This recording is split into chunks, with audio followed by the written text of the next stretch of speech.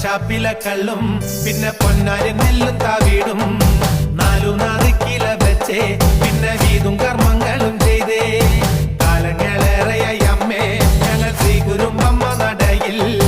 രേവതി നാളിലെന്നെത്തും പിന്നെ അശ്വതി കാവു തിണ്ടാനായി നെന്മറ ഷാപ്പിലെ കള്ളും പിന്നെ പൊന്നാരി നെല്ലും താവീടും 4 കില വെച്ചേ പിന്നെ വീതും